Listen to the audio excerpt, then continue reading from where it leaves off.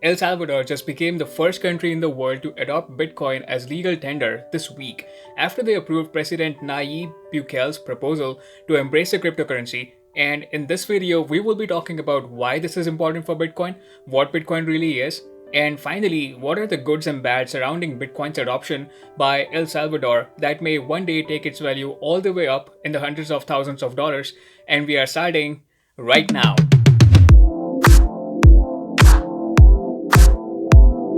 What's going on, guys? Welcome back to my channel. If you are a new viewer, this is Modest Millennial, where we talk about all things money that they don't teach you in school.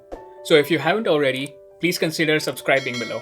Let's first start by tapping the like button below for the YouTube algorithm and then move on to understanding what Bitcoin is and why there is so much being talked about Bitcoin these days. No matter what news channel or website you go to, you are sure to find Bitcoin on the front page of the headlines, and really makes you curious to understand what in fact is going on in the world. For easier understanding, let's break down what Bitcoin is in three main categories. The first and the most important thing to understand is the technology behind Bitcoin, known as blockchain technology.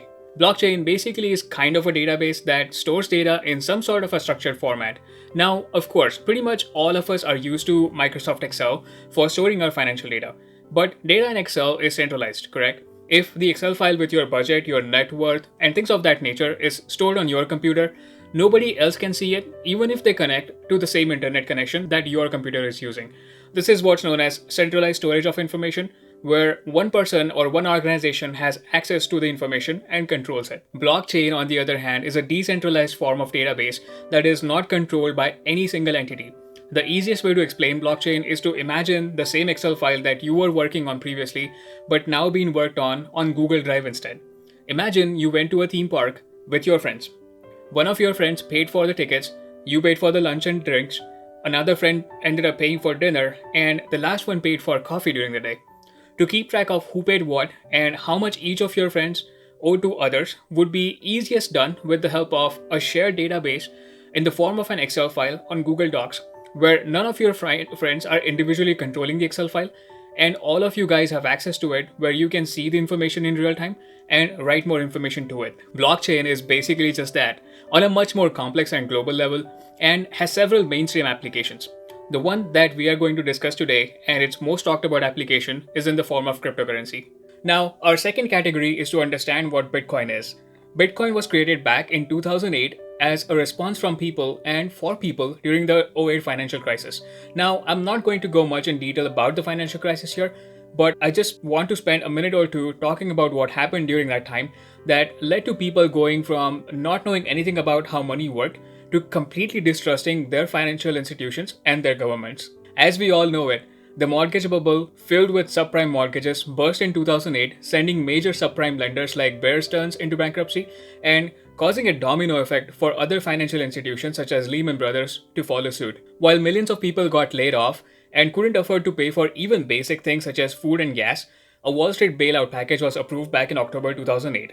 Even though a lot of people were struggling financially, few of the major corporations that filed for bankruptcy were handed with bailout packages worth $700 billion to stay afloat and build their businesses back. This caused a ton of distrust amongst people, realizing that the once bankrupt institutions were basically being rewarded for their reckless behavior through these bailout packages. The crisis also made people realize how centralized power was in terms of government policies to bail out who they deemed essential to bail out, such as large corporations, and not following similar practices for general population by canceling major debt burden, such as student loans. People had no idea what transactions were taking place between large corporations and the government, and how much money in fact was flowing to these organizations to help them stay alive. This is where the concept of decentralizing financial transactions was born, when the founder Satoshi Nakamoto first had the idea of taking power of money from centralized institutions and handing it to the general population, and the term Bitcoin was first coined, leading us into the third category, which is to understand what Bitcoin is and how it uses blockchain technology to operate. Bitcoin is basically a peer-to-peer, open-source digital form of currency that operates with the help of blockchain technology, meaning Bitcoin operates in a decentralized fashion with no central authority or without using a bank.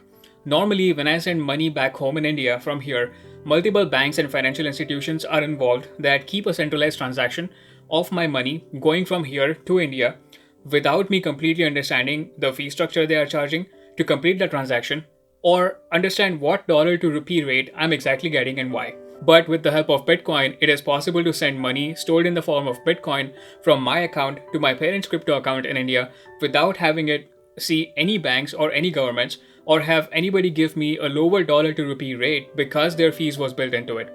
Once they have received it, they can either decide to cash it or use it for purchases or hold it forever as a store of value.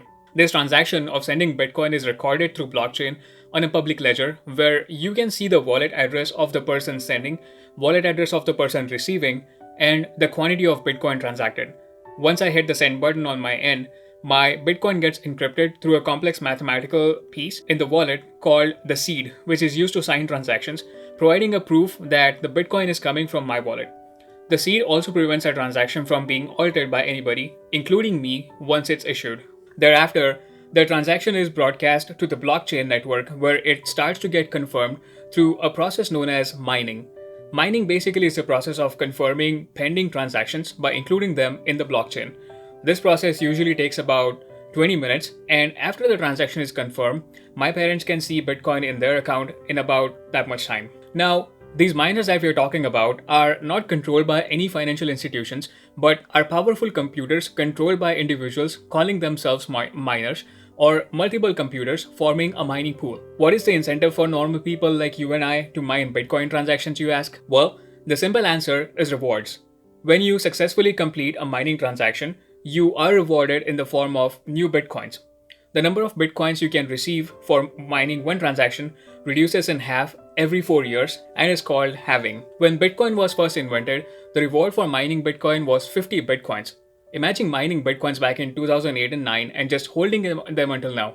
I would be worth significantly more than I am now. Of course, mining is not easy, and with each transaction mined, the complexity of mining the next block increases, like levels in a video game, for example, and requires more electricity to mine, increasing the cost of mining and decreasing the reward as more and more people join the mining pool each day, and the reward needs to be distributed or shared. But at its core, the mere concept of Bitcoin as peer-to-peer transfer of money without any roadblocks from financial institutions is lucrative and provides a ton of benefit. Now that you know about Bitcoin, let's get into why El Salvador's adoption of Bitcoin as a legal tender is a massive news for Bitcoin and has the potential for more mainstream adoption of Bitcoin in the near future. So, if you missed the news over the past week, what happened is that El Salvador's President Nayib Bukele introduced a proposal to embrace the cryptocurrency, and it passed the voting from lawmakers by a staggering 62 out of 84 votes in favor of adopting Bitcoin as a form of currency for the country. Now, in practice, El Salvador does not have a currency of their own. Just like the US runs on US dollar, Japan runs on yen, El Salvador does not have a currency they call their own and just uses US dollar as their legal tender. The adoption of Bitcoin now classifies their use of currencies either in US dollar or in the form of Bitcoin. And Bukele said that their main purpose for adoption of Bitcoin was its potential to help Salvadorians living outside of El Salvador to send money back home. He said in a tweet that it will also bring financial inclusion, tourism, innovation, and more economic prosperity for the country. What's more of interest is that instead of just purchasing Bitcoins at their current market price and starting to transact with them, El Salvador's plan is to set up a massive Bitcoin mining hub driven by electricity produced from its geothermal network of energy generation.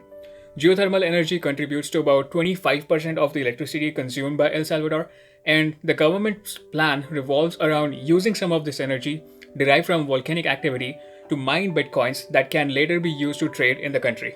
With all the skepticism surrounding Bitcoin's use of unclean form of energy for mining and major corporations reconsidering their Bitcoin strategy that was adopted earlier this year, the move from El Salvador to start mining Bitcoins using geothermal energy instead, which is a relatively cleaner form of energy than coal, I feel is an important step towards transferring Bitcoin mining from traditional fossil fuel-based electricity to more sustainable forms of energy instead. Finally, Bitcoin basically offers a quick and cheap way to send money internationally without relying on traditional banks and institutions.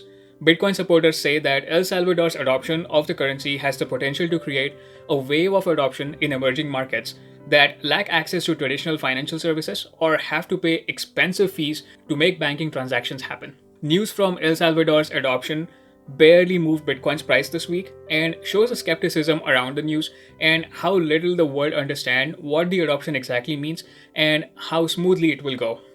But of course, we will find out more in the coming months as this law becomes a reality and Bitcoin starts being used more and more for daily items such as buying bread or milk or even McDonald's, for example. As for me, I'm still a believer in the potential of Bitcoin to one day be an alternate form of currency to the dollar, meaning you could either pay with US dollar or Bitcoin at most retailers. And I still am working on buying more and more Bitcoin each month as money becomes available. Once again, guys, do your own research for what you should do about buying, holding, or selling Bitcoin, and let me know in the comments below if you think Bitcoin adoption is going to help El Salvador improve their economy or create a wave of mass adoption of the currency throughout the world. Thanks so much for watching, guys. I really appreciate it. And as always, please don't forget to like this video below and subscribe to my channel for more personal finance content. Also, if you are tired of just watching me in this small frame, please follow me on Instagram where I share spicy insights of my personal life and how I save money on a daily basis. Alright everyone, see you again soon. Shut it down.